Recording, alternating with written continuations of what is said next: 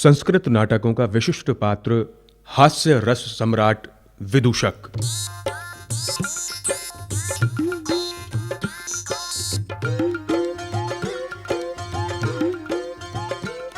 अरे टेढ़ा मेढ़ा दंड बगल में, हाथों में पकवान, ब्राह्मण वंश विभूषक है यह भोजन भट्ट महान। अरे भोजन भट्ट महान। पढ़ा नहीं चटशाला में पर इसका अद्भुत ज्ञान, चोटी से ही बना हुआ है चोटी का विद्वान, भैया चोटी का विद्वान। राजा का विश्वास पात्र है, अंतःपुर का मूषक है। हाँ, राजा का विश्वास पात्र है, अंतःपुर का मूषक है। यही हास्य सम्राट हमारा, यही हास्य सम्राट हमारा, प्यारा पात्र विदूषक है, प्यारा पात्र विदूषक है, प्यारा पात्र विदूषक है, प्यारा पात्र विदूषक है।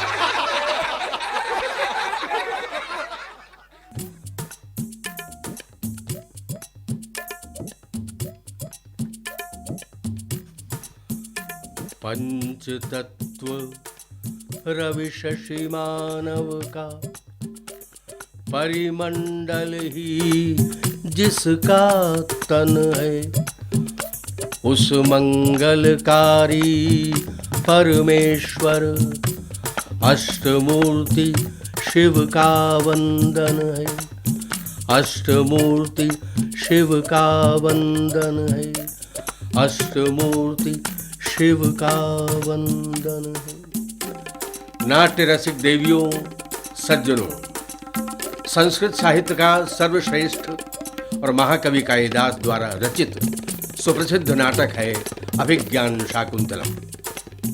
हस्तिनापुर के पूर्ववंशी राजा दुष्यंत और कण्व मुनि के आश्रम में पली कन्या शकुंतला के प्रेमाख्यान पर आधारित इस नाटक का विदूषक है माधव्य। माधव्य?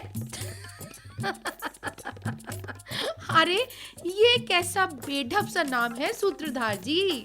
अरे नटी, विदूषकों के कुछ ऐसे ही अटपटे नाम रखने का नियम भरत मुनि ने बनाया है नाट्य शास्त्र में। अच्छा, तो ये बेढप जी नहीं, माधव्य जी नाटक में करते क्या हैं? माधव्य राजा दुष्यंत का अंतरंग सखा है, बिल्कुल छोटे भाई जैसा विश्वास पात्र, मिष्ठान उड़ाने और अपनी बहादुरी की डींग हाँकने में सदैव आगे। अच्छा? हाँ, राजा दुष्यंत ठहरा आखेट प्रेमी। उसके शिकारी दल के साथ माधव को भी घोर जंगल में जाना पड़ता है। ओह, तब तो राजमहल की सुविधाओं में पलने वाले इस ब्राह्मण की अच्छी गत बनती होगी। अरे मत पूछो नटी, मत पूछो। राजा तो आखेट करते करते कण्व मुनि के आश्रम में पहुंचकर शकुंतला के नयन बाणों का शिकार हो जाता है, किंतु बेचारे माधव की जंगल में घोड़े की पीठ पर बैठकर भागते भागते भागते भागते भूख प्यास, कड़ी धूप और रात में रत जगे के मारे क्या दशा होती है, क्या दशा होती है उस बेचारे की, ये तो उसी के मुंह से सुनिए।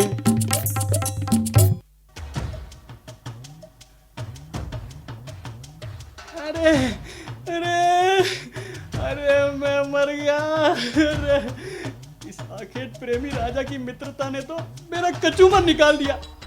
ये हिरण है, ये सुअर जा रहा है, वो बाघ है। अरे ऐसा चिल्लाते हुए गर्मी की तपती दोपहरी में भी जंगल से जंगल भागना, बस भटकते जाना। न कहीं छाया मिलती है, न मीठा पानी।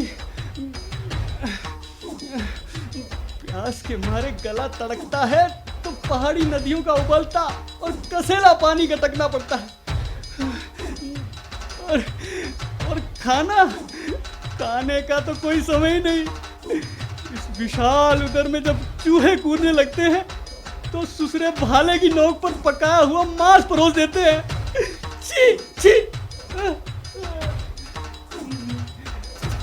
घोड़े की पीठ पर बैठे बैठे सारे जोड़ दुखने लगते हैं। उस पर भी रात को पूरी नींद नहीं हो पाती। तनिक झपकी लगी नहीं कि ये दासी पुत्र बहेलिए बड़े सवेरे से ही जंगल घेरने का हाका लगा के आ धमकते हैं। मुसीबत इतनी ही होती तो भी झेल लेता, लेकिन अब तो कोड़ में खाज और निकल आई है। कल हिरन के पीछे भागते भागते मेरा मित्र आश्रम में जा पहुंचा। वहां फूटने थे मेरे भाग्य, तो उसे मुनि जी की पुत्री शकुंतला दिखाई दे गई। अरे अब तो राजधानी लौटने की बात ही नहीं करता।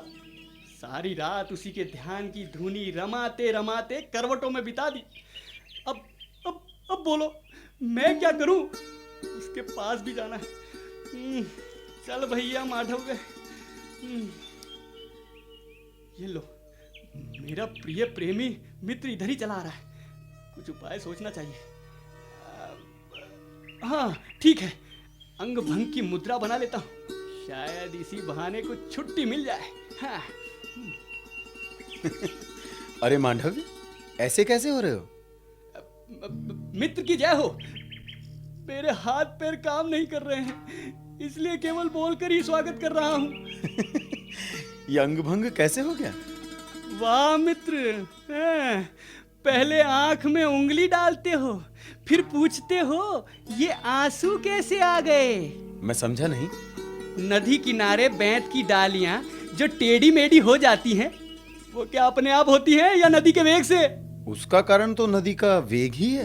तो महाराज सुनिए, मेरे इस अंग भंग के कारण तुम हो, तुम। हाँ। अच्छा, वो कैसे? तुम तो राजकाज छोड़कर इस घोर जंगल में ऐसे आकर बस गए जैसे यही तुम्हारी जन्मभूमि हो। लेकिन जंगली जानवरों के पीछे घोड़ा दौड़ाते दौड़ाते मेरे तो जोड़ जोड़ ढीले हो गए। अरे मुझ पर कृपा करो मित्र, मुझे एक दिन तो छुट्टी दे दो। मांडव्य शिकार बंद करने को कह रहा है।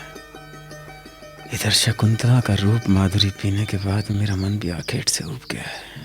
ये लो, ये तो मन ही मन में बुड़बुड़ाने लगा। मित्र, अरे मैं क्या जंगल में रो रहा हूँ? नहीं मांडव्य, मैं सोच रहा था कि मित्र की बात टालनी नहीं चाहिए। अरे जियो जियो मित्र जियो, अरे 100 वर्षों तक जीते रहो। अरे मित्र रुको, मेरी पूरी बात तो होने दो। हाँ बोलो। विश्राम कर लो तो मेरे काम में सहायता करनी होगी। क्या मोदक खाने का काम है? अरे उसके लिए तो सही, यही सबसे सही मुहूर्त है। लाओ लाओ, कहाँ है मोदक?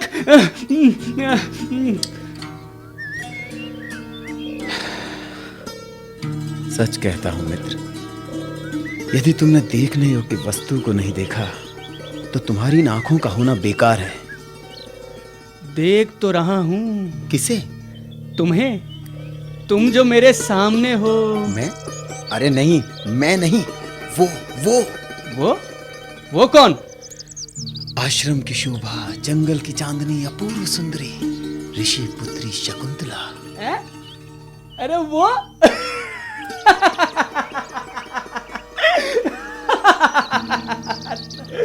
तापस कन्या, वो।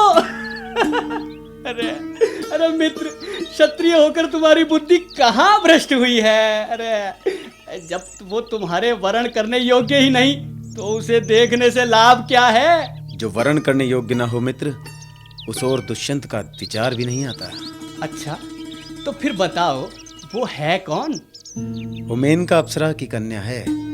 जब माँ ने उसे त्याग दिया तब कण्व मुनि ने उसे पाला है।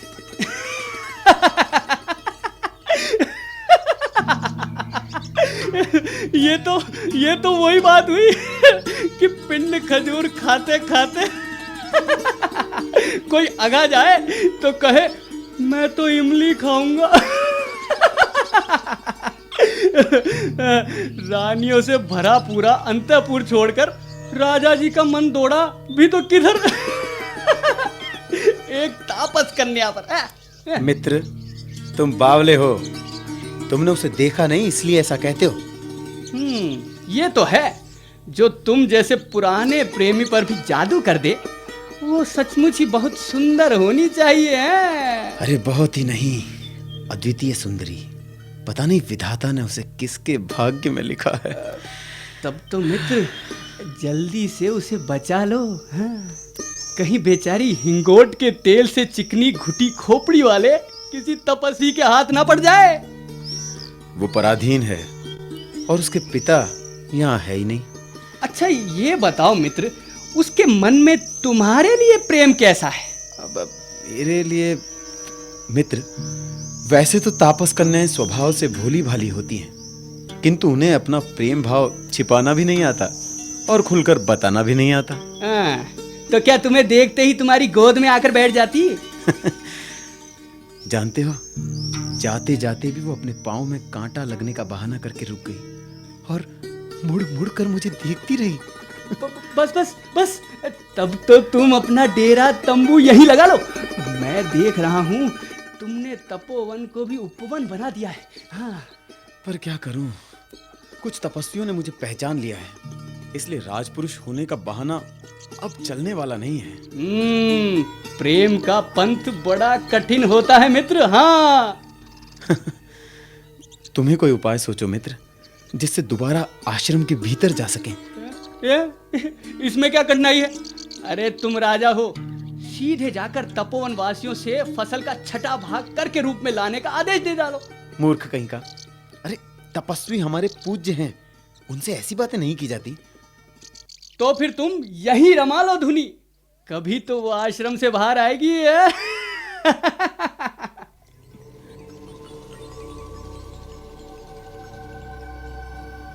हस्तिनापुर नरेश महाराज की जय हो। ऋषि कुमार, दुष्यंत आपका अभिवादन करता है।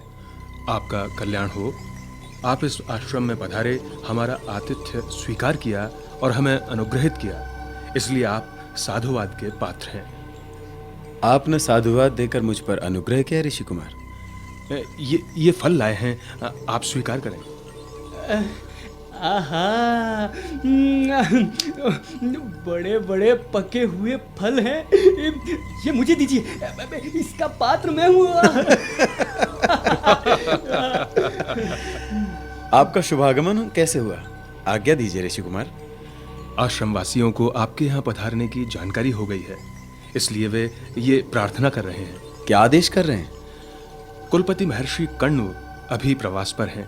उनकी अनुपस्थिति का लाभ उठाकर दुष्ट राक्षस हमारे यज्ञों में विघ्न उत्पन्न करते रहे हैं, इसलिए आप कुछ दिन यहाँ रहकर आश्रम को सनाथ करें। अरे ओहो, जंगली जानवरों के पीछे भागते भागते तो वैसे ही मरणासन हो रहे थे, अब ये राक्षस कहाँ से टपक पड़े। अब तो सुसरे रातों की नींद भी उड़ा देंगे। मित्र, अरे कहाँ फंसा दिया। अब तो ये फल भी गले में फंस रहे हैं। चलो यहाँ से। क्या सुना? ऋषि कुमार, हमें आपका निमंत्रण स्वीकार है। हाँ हाँ, स्वीकार क्यों नहीं होगा। आश्रम में वो रूप सुंदरी अप्सरा पुत्री ऋषि कन्या जो रहती है, जिसे देखने को तुम्हारी आंखें चकोर बनी हुई है। तो जाओ जाओ आश्रम में, अब तो प्रवेश पत्र भी हाथ में आ गया है। सेवक, मेरे सारथी से कहो कि धनुष बाण सहित रथ लेकर शीघ्र यहाँ आए। आपने पौरव कुल के अनुरूप ही हम पर उपकार किया है। आपकी विजय हो।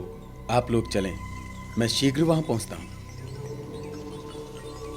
कहो मित्र मांडव्य, शकुंतला को देखने की इच्छा है? नहीं नहीं नहीं नहीं, पहले तो ये इच्छा बाढ़ पर थी, अब राक्षसों की बात सुनकर बूंद भर भी नहीं रही। हाँ, प्राण देने को तुम ही उतावले हो, तुम ही जाओ। हाँ जाओ जाओ। अरे डरते क्यों हो? तुम ऐसा करो, मेरे पास ही रहना, राक्षस तुम्हारा कुछ नहीं बिगाड़ेंगे। हाँ, तब तो जीवित बच जाऊंगा मैं। हाँ।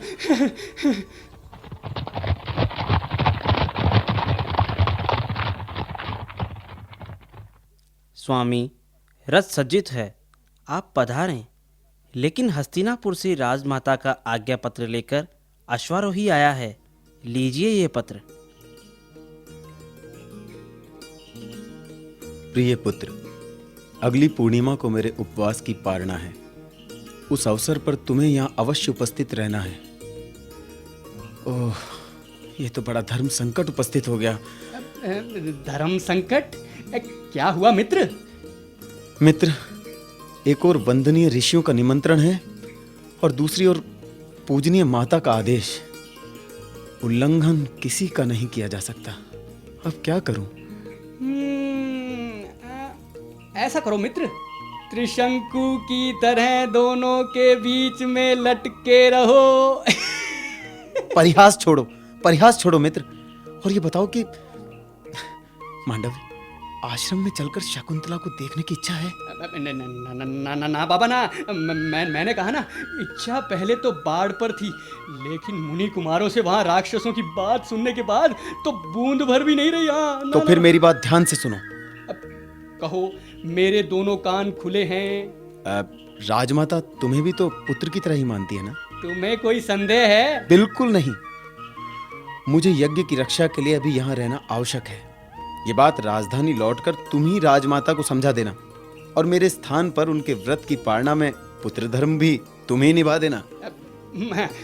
ठीक है, चला जाऊंगा, लेकिन तुम कहीं ऐसा मत समझ लेना कि मैं किसी राक्षस से डरता हूँ। हाँ। अरे नहीं मांडव्य, तुम जैसे वीर ब्राह्मण भला डर सकते हैं? अच्छा, किंतु मेरी एक शर्त है। हाँ हाँ, कहो। देखिए, मैं राजधानी उसी गाजे बाजे से जाऊंगा जैसे राजा का छोटा भाई जाता है। क्यों नहीं?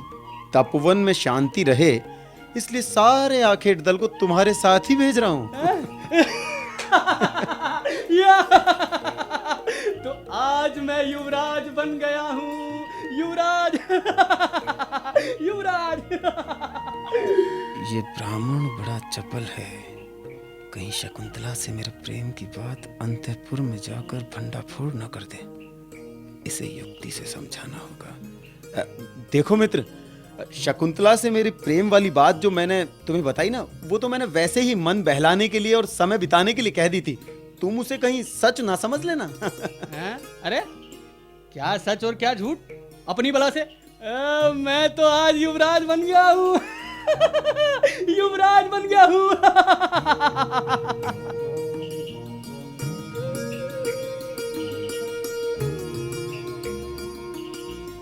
यही मस्त मौला भोला ब्राह्मण जब दुर्वासा के शाप के बाद शकुंतला के राजमहल में आने, राजा के द्वारा तिरस्कृत किए जाने और अंगूठी मिलने के बाद राजा के भीषण पश्चाताप के प्रसंगों को देखता सुनता है तो मित्र के दुख में दुखी भी होता है और हर तरह से मनोविनोद करके उसे प्रसन्न रखने का प्रयत्न करता है।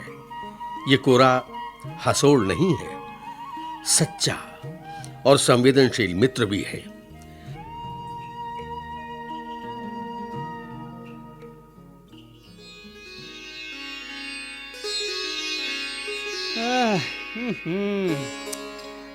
जब से मछुआरों से अपने नाम वाली अंगूठी मिली है, तब से मेरे मित्र को बस एक ही रट लगी है, शकुंतला शकुंतला शकुंतला। स्वयं कुछ खाता पीता ही नहीं है, तो हमें मोदक कहाँ से मिले? हाय रे दुर्भाग्य। चल माधव्य, मित्र को संभालना है तो भूखे ही भजन कर, भूखे ही भजन कर। अंगूठी मिलने के बाद तो सब कुछ याद आ रहा है। समझ में नहीं आता प्रिया का तिरस्कार मैंने कैसे कर दिया। गर्भवती पत्नी की आंखों के आंसू देखकर भी मैं निष्ठुर कैसे बना रहा। ओह अच्छा, शकुंतला के रोग ने मित्र को फिर आ घेरा है। इसकी चिकित्सा कैसे होगी? मित्र, जय हो तुम्हारी। कैसी जय? शकुंतला का तिरस्कार करके मैं पराजित हो गया हूं मित्र। चलो लता मंडप में बैठकर बात करते हैं। दासी चतुरिका तुम्हारे हाथों से बनाया हुआ शकुंतला का चित्र और रंग तुलिका लेकर वहां आने वाली है। चलो मित्र, अब शकुंतला की सारी बातें एक एक करके मुझे याद आ रही हैं। तुम्हें भी तो मैं बता चुका था ना, पर जब मैंने शकुंतला का तिरस्कार किया तब न तुम वहां रहे ने मुझे याद दिलाया। लगता है मेरी तरह तुम भी सब भूल गए। ऐसा ना कहो मित्र, मेरी स्मरण शक्ति बहुत तेज है। पर जब तुमने ही हस्तिनापुर भेजते समय मुझसे कहा कि शकुंतला की बातें तो मैंने हंसी में कही थी, तो मेरी खोपड़ी में वही बात बैठ गई। ये तो होनहार की बात है। हाँ। मांडव्य, अब क्या उससे कभी मिलन होगा? क्यों नहीं होगा? ये अंगूठी ही बता रही है कि देवी शकुंतला से आपकी भेंट अवश्य होगी। पर मेरी समझ में नहीं आया कि ये अंगूठी शकुंतला के पास कैसे पहुंची। मैंने ही उसे स्मृति भेंट के रूप में पहनाई थी और कहा था कि इस पर अंकित मेरे नाम के अक्षर प्रतिदिन गिनती रहना। शीघ्र ही मेरा दूत तुम्हें लिवाने आएगा। प्रेमियों के ढंग ही निराले होते। पर ये अंगूठी उस रोहू मछली के पेट में कैसे चली गई जिसे मछुआरे ने छुरी से चीरा था? हस्तिनापुर आते समय शची तीर्थ में अर्घ्य देते समय गंगा में गिर गई होगी। बड़ी चंचल है आपकी अंगूठी जो ठहरी। मैं अभी इसे डांटता हूँ। इसकी दशा थोड़ी देर और ऐसी ही बनी रही तो मेरी भूख मुझे ही खा जाएगी। महाराज की जय हो। ये लीजिए देवी का चित्र और रंग सामग्री। अरे मेरी खाद्य सामग्री लाई है कि नहीं? क्यों नहीं, ये लीजिए। जुग जुग जीती रहो, जुग जुग जीती रहो। पर महाराज, अभी मार्ग में मैंने रानी वसुमती को इधर आते देखा तो भाग कर आई हूँ आपको सूचना देने। अरे अपना बड़ा भाग्य समझ कि तू रानी से पिटे बिना बचकर निकल आई। मांडव्य, ऐसा करो, ये चित्र लेकर तुम ऊपर वाले महल में चले जाओ। मैं रानी से बात करके वहीं पहुंचता हूँ। क्यों, बड़की रानी से डर लगता है क्या? मैं तो जाता हूँ, आप भी अंतःपुर के कालकूट से बच जाएं तो वहां जल्दी पहुंचना। ठीक है, आता हूँ। अरे अरे मार डाला, अरे मार डाला ब्राह्मण को। अरे अरे बचाओ, अरे मार डाला ब्राह्मण को। ये तो मांडव्य का स्वर लगता है। महाराज, मांडव्य संकट में पड़ गया है, उसे बचाइए। क्या हुआ उसे? किसी भूत प्रेत ने उसे पकड़ लिया है। कैसा भूत प्रेत? मेरा शब्दभेदी बाण अभी उसे ढूंढ निकालेगा। मैं मर गया, मैं मर गया। डरो नहीं मांडव्य। डरू नहीं तो क्या करूं? कोई मेरी गर्दन गन्ने की तरह मरोड़ कर 3 टुकड़े किए दे रहा है। दुष्ट कहीं दिखता भी नहीं। बचाओ मित्र, मुझे बचाओ। ओ छुपे हुए वधिक, बचा अपने को। मेरा बाण तुम्हें खोजने आ रहा है। पुरवंशी दुष्यंत की जय हो। कौन? इंद्र सारथी मातली? आओ, स्वागत है तुम्हारा। वाह मित्र, जिसने यज्ञ के बलि पशु की तरह गर्दन मरोड़ कर मारा, उसी का स्वागत वचन से अभिनंदन हो रहा है। महाराज, मुझे देवराज इंद्र ने दानवगण के विनाश के लिए आपको लिवा लाने के लिए भेजा है। देवराज का अनुग्रह है, पर आपने मेरे मित्र के साथ ऐसा व्यवहार क्यों किया? दंड देना तो दूर, उसी से कारण पूछ रहे हैं। महाराज, मैं यहाँ आया तो मैंने आपको देखा, आप गहरी उदासी में डूबे हैं, तो आपको उत्तेजित करने और क्रोध दिलाने के लिए मुझे ऐसा करना पड़ा। मांडव्य, मुझे क्षमा करें। अच्छा, जाओ, क्षमा किया। मित्र, देवराज की आज्ञा है, मुझे जाना ही होगा। अरे इस बार तो कोई धर्म संकट नहीं है ना? नहीं, जाओ, अमात्य से कहो जब तक मैं नहीं लौटूं तब तक वो राजकाज देखें। वो बुढ़ऊ वो क्या करेगा? और मैं हूं ना, तुम्हारा छोटा भाई। मैं सब संभालूंगा। हाँ, मैं सब संभालूंगा।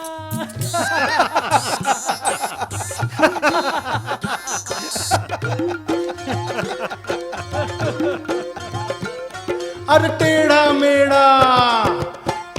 मेढ़ा दंड बगल में, हाथों में पकवान, ब्राह्मण वंश विभूषक है यह भोजन भट्ट महान, अरे भोजन भट्ट महान। पढ़ा नहीं चटशाला में पर इसका अद्भुत ज्ञान, चोटी से ही बना हुआ है चोटी का विद्वान, भैया चोटी का विद्वान। राजा का विश्वास पात्र है, अंतःपुर का मूषक है, हाँ। राजा का विश्वास पात्र है, अंतःपुर का मूषक है, यही हास्य सम्राट हमारा, यही हास्य सम्राट हमारा, प्यारा पात्र विदूषक है, प्यारा पात्र विदूषक है, प्यारा पात्र विदूषक है, प्यारा पात्र विदूषक है। संस्कृत नाटकों का विशिष्ट पात्र हास्य रस सम्राट विदूषक के अंतर्गत अभी आप महाकवि कालिदास की सुप्रसिद्ध रचना अभिज्ञान शाकुंतलम के विदूषक माढ़व्य पर आधारित ये नाटक सुन रहे थे। जिन कलाकारों ने इसमें भाग लिया उनके नाम हैं सर्वेश व्यास, हिमांशु झांकल, नंदलाल शर्मा, विशेष शर्मा, राम सहाय पारीक, सुनील सेन, सानिका वर्मा और प्रिया गौतम। आलेख डॉक्टर हरिराम आचार्य, ध्वनिमुद्रण व तकनीकी सहयोग श्री विवेक उपाध्याय, प्रस्तुतिकरण सहायक श्री विशेष शर्मा और निर्देशक श्री नंदलाल शर्मा।